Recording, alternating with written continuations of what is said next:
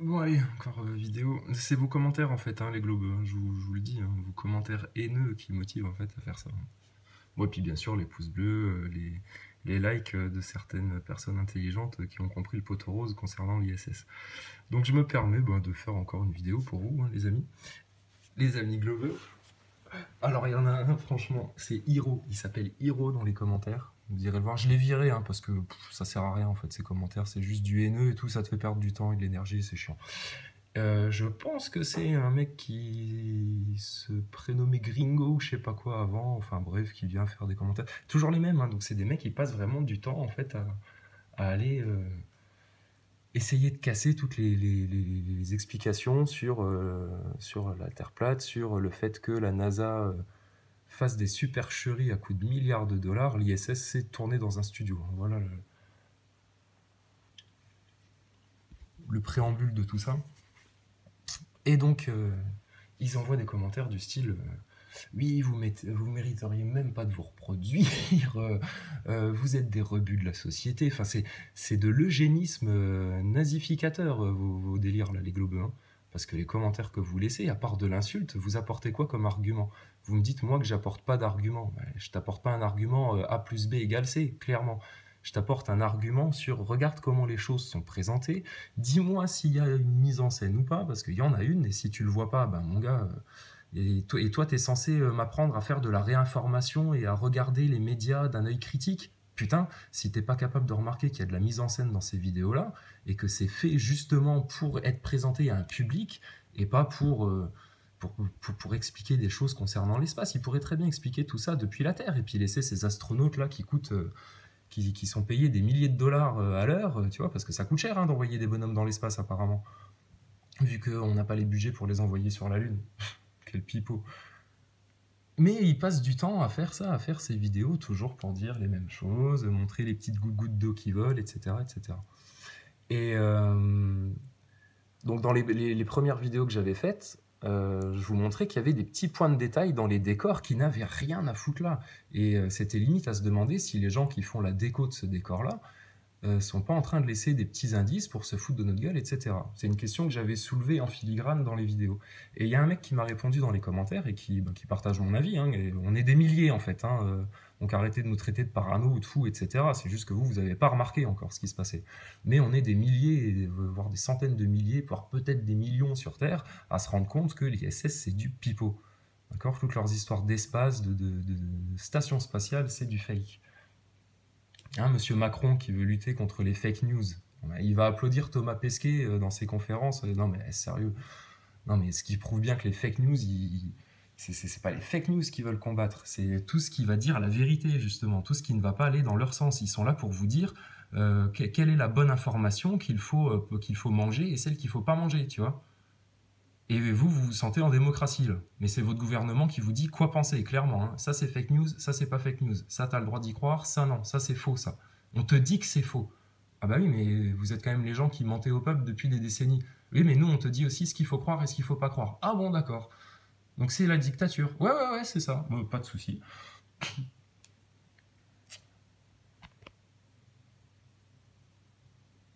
Donc, ouais, voilà, vous voulez faire de la réinformation, nous apprendre, vous nous expliquez la vie, quoi. Et puis vous faites à chaque fois un diagnostic psychanalytique de chacun d'entre nous. Hein. Alors on est tous des paranos, on est des burnes en sciences, on comprend rien, etc. Mais putain, si vous êtes pas des burnes en sciences et que vous comprenez pas que ça c'est du fake, mais alors vous êtes des demeurés. Des demeurés. Et je vous insulte pas, hein. Moi je vous respecte humainement, c'est vous qui nous respectez pas. Parce que à vous entendre, sérieux, bah ouais, ouais, c'est un peu une sorte d'antisémitisme violent hein, que vous faites là. Ah, parce que le mec qui est platiste, qui dit que l'ISS c'est de la connerie, et putain, attention, les foudres qui se prend. Bon, alors on va faire 3 petites vidéos. Je les ai prises au hasard, je suis tombé dessus hier au chiottes. Pour te dire à quel point j'en ai rien à foutre en fait de l'ISS. Hein. Parce que pareil, vos diagnostics psychanalytiques en disant oui, vous avez que ça à faire de votre vie, puis t'es juste jaloux de Thomas Pesquet parce que lui il a été dans l'espace et pas toi. Et puis, putain, mais vous craquez les gars. Vous êtes à l'ouest.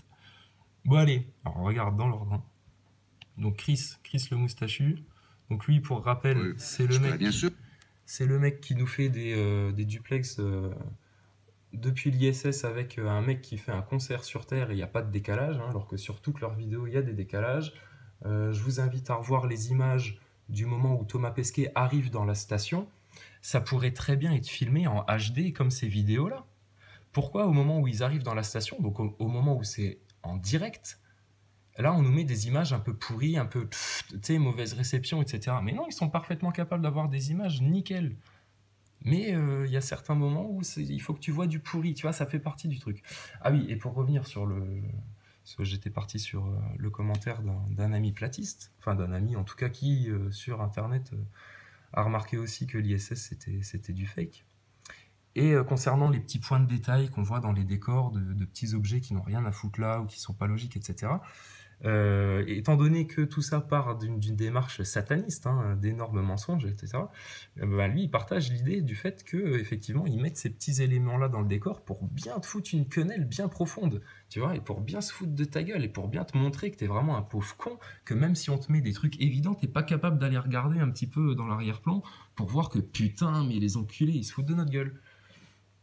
Donc les petits indices, ils te les mettent volontairement, tu vois. Moi, je me demandais si c'était fait volontairement ou pas. Apparemment, c'est fait volontairement. Pour se foutre de ta gueule. Voilà, c'est leur petit délire égocentrique, ultra orgueilleux de sataniste de merde, quoi. Hein. Parce que je rappelle que tous les astronautes sont francs-maçons. Alors, je suis tombé aussi sur, du coup, en regardant ces trucs-là, sur une vidéo d'un Canadien. J'essaierai de vous la retrouver plus tard.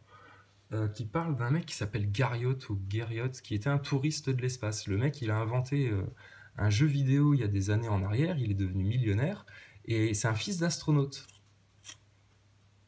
Et ça a été un des premiers touristes à aller dans l'ISS. Et je vous montrerai ce qu'il fait dans l'ISS. Waouh! Alors là, les scientifiques globeux, je vous attends au tournant, parce qu'il va falloir que vous m'expliquiez le phénomène que lui est en train de nous montrer, de la même manière que Chris est en train de nous montrer certaines choses. Donc on verra vos commentaires qui sont systématiquement des insultes, des dénis, vous comprenez pas les liens du complot, vous comprenez pas comment on a pu mentir autant au peuple depuis des décennies, ça vous dépasse. Et parce que ça vous dépasse, vous nous pointez du doigt en nous insultant et en nous traitant comme des sous-merdes. Il faudrait qu'on baisse la tête parce que nous on vous dit la vérité et que vous n'êtes pas capable de la voir. Mais fermez votre bouche les gars. Sérieux, fermez votre bouche. Allez regarder, allez vous branler sur les vidéos de Defacator, hein, le mec en costume là. Et puis ça fait 1 an que j'en ai pas vu des vidéos de lui, mais je sais qu'il existe parce qu'il y a un mec dans ses commentaires, il m'a envoyé un lien vers une vidéo de Defacator. Pareil, si j'y pense, je vous la montrerai un petit peu plus tard. Où Defacator joue du pipeau, c'est le joueur de pipeau. C'est pour expliquer qu'il y a des gens qui racontent des pipes. Bah, moi je t'en montre des gens qui racontent des pipes, tu vois, Defacator, le moustachu là, il te raconte des pipes. Et si t'as pas été capable de comprendre pourquoi ce mec-là te racontait des pipes et de comprendre comment ça se faisait, etc., et que toi tu es censé faire de la réinformation, mais t'es à côté de la plaque, à côté de la plaque. Donc j'ai pas de haine hein, pour vous, aucune haine, vraiment, je vous souhaite d'ouvrir les yeux. Donc j'ai un petit peu de temps, alors on va se faire une petite Chris Hadfield, et puis on va voir après Thomas Pesquet aussi qui nous parle en anglais, ça va être rigolo. Prendre un nettoyeur plus robuste ou une grande serviette d'alimentation en eau. Donc ça c'est un peu comme l'ESA en Europe, c'est l'agence canadienne de l'espace. Hein. Et puis qui produit des vidéos comme ça systématiquement. Donc encore une vidéo, vous allez voir. Hein. Je sais pas combien de temps Chris Hadfield a passé dans l'espace, mais il en a fait des vidéos. Et puis il joue bien, tu vois, il joue bien. Il joue bien, puis vous allez voir, c'est mis en scène. Puis toujours faites attention derrière dans le décor. Des fois, il y a des petits pièges. Alors regarde. Les hublots. Putain, sérieux, moi, les hublots, hein, vous me faites bloquer, hein, les gars. Alors, j'ai dit, les hublots, quand ils restent ouverts, c'est pas normal, parce que si jamais ils arrivent à une période... en fait, ils alternent entre jour-nuit, tu vois. Jour-nuit, jour-nuit, jour-nuit. Voilà, ils tournent 16 fois autour de la Terre par jour. C'est des données scientifiques, ça. Pour l'instant, je dis pas de conneries. Ok. Leurs hublots sont censés servir à quoi? Parce que des fois, ils sont fermés, des fois, ils sont ouverts. Et puis, allègrement, on voit dans d'autres vidéos, donc Thomas qui ouvre les hublots et puis qui regarde s'il fait jour ou s'il fait nuit, tu vois. Alors on me dit oui, mais ils risquent pas les rayonnements du soleil parce que leurs verres ils sont polarisés et on peut parfaitement avoir des verres qui sont transparents et polarisés et puis qui apportent des filtres super efficaces contre les rayonnements solaires. Ok, donc je suis pas un spécialiste de la verrerie et des filtres optiques. Ok, bon bah admettons, je te crois, t'as raison, je suis un con, je me suis trompé, y a des filtres dessus et il peut parfaitement les ouvrir, ça craint pas le rayonnement solaire et tout. Ok, bon. Alors, deuxième chose qui me pose problème, c'est ils ouvrent des hublots, mais ils risquent en permanence de se prendre des petits déchets de l'espace, tu vois, ne serait-ce qu'un petit grain de sable, un caillou, à la vitesse où ils vont, ça peut faire des dégâts, je suis désolé. Leur verre, il a beau être triple épaisseur, être blindé, etc. Ils prennent quand même un risque. Mais donc, à quoi servent les hublots, alors? À quoi servent les hublots? Enfin, les hublots, pardon, les obturateurs des hublots.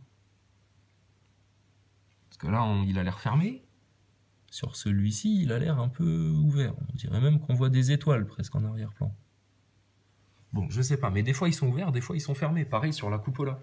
La cupola, tu as plein de plaques de verre comme ça, et puis il y a un obturateur pour chaque plaque de verre. À quoi ça sert? Vu que le rayonnement solaire, pas de problème, et vu que les débris de l'espace qui risqueraient d'occasionner des casses sur les parois vitrées comme sur le reste de la station, ça n'est pas un problème. Alors pourquoi ils ont mis des obturateurs? À quoi ça sert? Et là, vous n'avez pas un problème de logique là qui... Hein, les globeux? Allez, on va laisser parler Christian. Katrina et Megan Batter de Montréal demandent « Bonjour Chris, bonjour. Comment nettoie-t-on un dégât dans l'espace ?» C'est une bonne question, parce qu'un dégât ne tombe pas sur le sol. Il ne s'envole pas non plus. Il reste... Bon, c'est un mec qui parle naturellement, ça? Ou c'est... Vous sentez bien qu'il y a de l'acting, là? C'est un acteur. Bon, et il répond à des questions, mais s'il y a des questions, enfin, je veux dire, bébêtes comme ça, comment on nettoie, etc. Ben, l'agence, elle répond. Pourquoi c'est aux astronautes qui ont des missions autrement plus importantes que faire de la pédagogie? Ils ont des expériences à faire, je vous rappelle, et puis ils ont de la maintenance à faire, tu vois, tous les PC, toute la machinerie, et puis faire des sorties extravéhiculaires pour aller éventuellement faire des réparations à coups de scotch. Mais ils ont le temps, eux, de faire ça. Ça n'est pas normal. Ça n'est pas normal. C'est pas logique. Et ils le font avec un certain talent d'acteur, quand même. Mais un peu grossier, puisque ça se voit qu'ils sont en train de faire les cakes, là. Katrina et Megan Batter de Montréal demandent « Bonjour Chris, bonjour. Comment nettoie-t-on un dégât dans l'espace ?» C'est une bonne question, parce qu'un dégât ne tombe pas sur le sol. Il ne s'envole pas non plus. Il reste là où il est et flotte jusqu'à ce qu'il entre en contact avec autre chose. Alors faisons un petit dégât. Bon. Ouais, juste écoutez bien ça, parce que quand je vais vous montrer l'extrait qu'a chopé le Canadien, là, dont je vous parlais... C'est une bonne question, parce qu'un dégât ne tombe... Un dégât ne tombe pas. Katrina et Megan Batter de Montréal demandent « Bonjour Chris, bonjour. Comment nettoie-t-on un dégât dans l'espace ?» Le mec, il est acteur. Clairement. C'est une bonne question, parce qu'un dégât ne tombe pas sur le sol. Un dégât ne tombe pas sur le sol. Il ne s'envole pas non plus. Il est et flotte jusqu'à ce là où il est et il flotte. Avec autre chose. Ok. Alors faisons un petit dégât. Ce qui paraît logique dans une station qui est en microgravité. Hein, les objets flottent. Bah, vous verrez qu'il y a des cas exceptionnels où pas forcément. Faisons gicler un peu d'eau comme si elle nous avait échappé. Alors ces gouttelettes s'éparpillent et il nous reste une bulle d'eau qui flotte dans l'air. Il faut nettoyer. Bon alors, pareil, hein, vous regarderez cette vidéo-là de votre côté pour avoir les images vraiment claires et nettes et pas à travers la caméra du téléphone. Parce que là, il vous montre, il vous simule un accident. Hein. Bon, alors déjà, apparemment, c'est pas un accident, parce que quand ils se lavent les cheveux, quand ils font les cons, etc., et des gouttes d'eau, aucun problème. Ça n'est pas un problème, en fait. Mais là, c'est un problème. Il t'explique que ça peut être une cause d'accident, donc il faut vite choper les gouttes d'eau. Écoute l'explication. Faisons gicler un peu d'eau comme si elle nous avait échappé. Il y a plein de petites micro-gouttes qui se barrent partout. Et il nous reste une bulle d'eau qui flotte dans l'air. Là, tu vois les deux grosses gouttes là. Il faut nettoyer. La grosse là, puis celle qui est séparée à gauche, là, mais en fait, il y en a eu plein qui se sont barrés, des micro-gouttes. Nous pourrions prendre un linge russe. Voici un beau linge russe que je... Un beau linge russe? Non, mais pourquoi russe? Bon, le doublage, il est rigolo, hein, parce que c'est doublé francophoniquement par les Canadiens. Un beau linge russe. Qu'est-ce que c'est que cette précision à la con? Tu vois, mais... Une bulle d'eau qui flotte dans l'air. Il faut nettoyer. Voilà. Que vais-je faire? Il faut nettoyer. Bah oui, ça me paraît logique. Il ne faut pas laisser une bulle d'eau comme ça se balader dans la station. Pourtant, il y a plein de moments où ça les gêne. Absolument pas. Absolument pas. Et les bulles d'eau, elles peuvent se balader n'importe où. Il n'y a pas de problème. Il faut trouver et prendre un linge sec. Qu'est-ce qu'on vous raconte? Bon, et là, j'ai pas tripé tout à l'heure. On a bien un obturateur fermé, un obturateur ouvert, et ce qui me semble être un fond de ciel étoilé, ou c'est quoi ça? C'est un obturateur ouvert, fermé? Je sais pas. Il y a une différence ou pas? Bon, pourquoi il y en a un qui est fermé, l'autre il est ouvert? Aucune raison, aucune idée. Pourquoi? On ne sait pas. Enfin bref. Là, c'est les gouttes d'eau. Nous pourrions prendre un linge russe. Voici un beau linge russe que je dois sortir du sac. Heureusement, ma bulle d'eau continue de flotter dans l'air. Il n'y a que les Russes qui savent faire des lingettes, apparemment. Je prends le linge, j'essaie de ne pas laisser la bulle s'échapper et je la ramène sur le linge. Non mais, et là, il te parle juste de la grosse bulle. Sauf qu'il y a eu plein de petites bulles partout qui se sont éparpillées au moment où il a fait sa giclette d'eau. Donc ça, les mecs qui font les images de synthèse pour vous faire croire que c'est réel, alors que c'est du trucage, bah apparemment, ils le font exprès de vous mettre des choses comme ça incohérentes devant les yeux pour que vous vraiment bien vous prendre pour des cons profonds. Parce que c'est bien sûr que c'est aberrant que le mec il te dise ah vite la grosse goutte d'eau c'est important, il faut pas la laisser s'échapper. Par contre toutes les micro petites gouttes d'eau ça c'est pas grave. Et puis il va te l'expliquer après. Je la connais votre explication de dire oui mais il y a des absorbeurs d'humidité un peu partout et bah, alors à ce moment-là s'il y a des absorbeurs d'humidité sa grosse goutte d'eau c'est pareil. C'est en quoi c'est un problème? Alors ça peut être une goutte d'eau, comme il l'a dit avant, ou il va le dire après, je sais plus, ça peut être une goutte de, je sais pas, de liquide de batterie, enfin un truc un peu plus merdique, quoi. Ou du ketchup, parce qu'ils font aussi le con avec le ketchup des fois.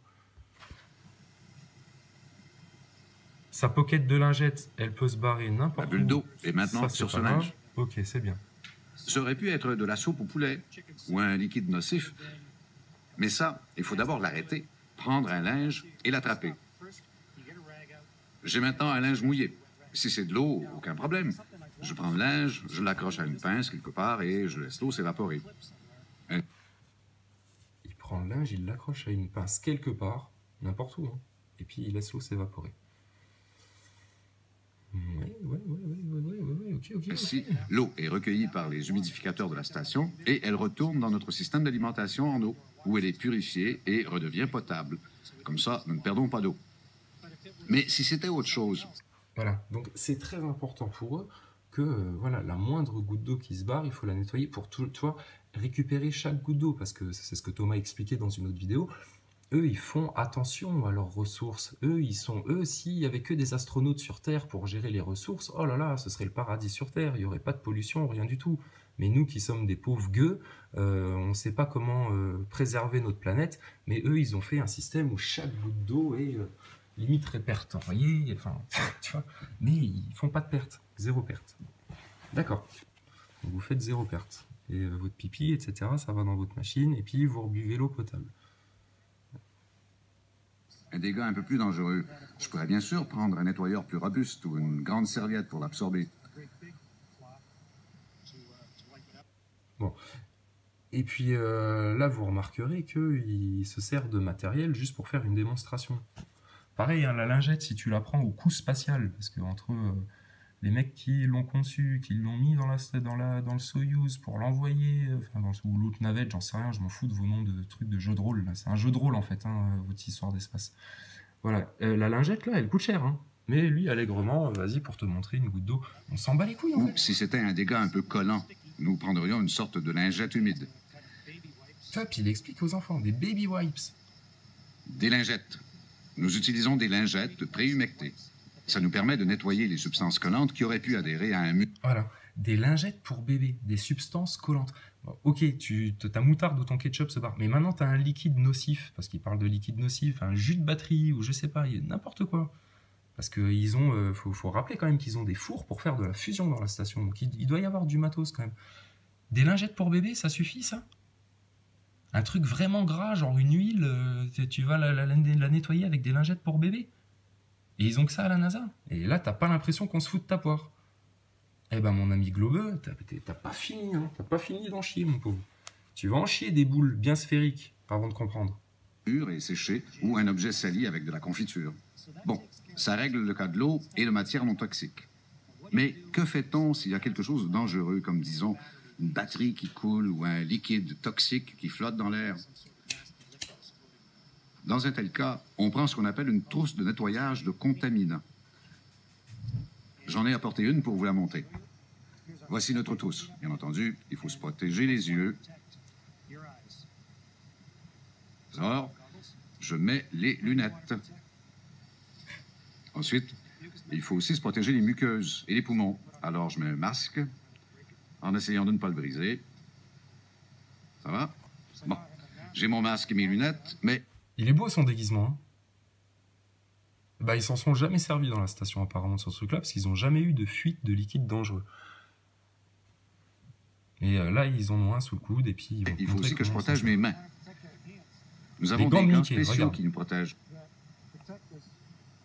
contre les produits chimiques. Ce sont les gants à enduit laminé Silver Je sais pas Sheet si vous avez qui nous remarqué, mais protègent le gant, il a pas réagi, il a réagi bizarrement là, contre les produits chimiques. Ce sont les gants à Je sais enduit pas, il y a un laminé truc bizarre. Silver Shield. Donc, je mets mon gant Silver Shield, Non mais sérieux, t'es sérieux? et là, je suis prêt à nettoyer. Attends, mais franchement. Ils ont pas des gants plus pratiques pour nettoyer là? Parce que si tu dois nettoyer une goutte de liquide de batterie qui a été se foutre entre le PC et puis ton putain de rangement et ton branchage là, tes putains de gants de n'importe quoi, de Mickey là, ça va être pratique. Pourquoi pas un petit gant en plastique façon chirurgien? Et vous verrez, ils en ont parce qu'ils s'en servent pour couper la salade. Là, ils ont des gants de chirurgien pour couper la salade. Ça aussi, hein, c'est trop drôle.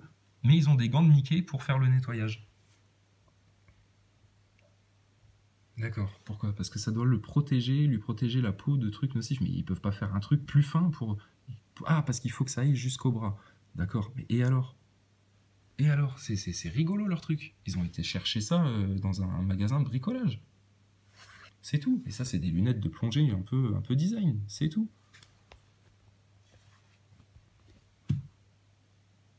Et donc, il a été chercher un kit de nettoyage de produits nocifs dans leur grande réserve fourre-tout, là, où il y a tout du bordel. Puis là, il l'a déballé exprès pour nous, puis il va en faire quoi après? Parce que là, il a respiré dedans le truc, il va le remettre comme ça dans le paquet? Ou il va le mettre dans sa poubelle qu'on voit nulle part? Parce que ça a déjà été utilisé, et puis que du coup, de manière protocolaire, tu peux pas t'en resservir comme ça. Parce qu'ils sont censés évoluer dans le même milieu, dans le même environnement protocolaire que des chirurgiens, presque. Mais les gouttes d'eau, les cheveux, tout ça, on s'en fout. On commence doucement, hein, c'est... Oui. C'est Et des le dégât. croquettes, ça. Avec en main différents outils absorbants. En fait, nous avons aussi le très grand linge absorbant que l'on peut mettre sur un dégât toxique.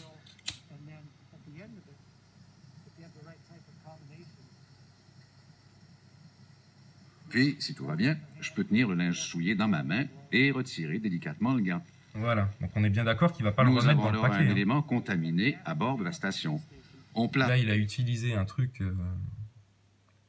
somme toute important. Hein. Ils n'ont pas que ça à foutre non plus d'apporter des déguisements. Ils n'ont pas que ça à foutre non plus de gâcher du matériel comme ça pour expliquer. Et puis ça, à la limite, si ça vous intéresse de savoir comment ils font, mais il y a des mecs sur Terre qui peuvent vous le montrer, ça. Pourquoi on a besoin de prendre du temps à ce mec qui est dans l'espace là et qui a franchement autre chose à foutre? C'est pas normal, c'est pas logique.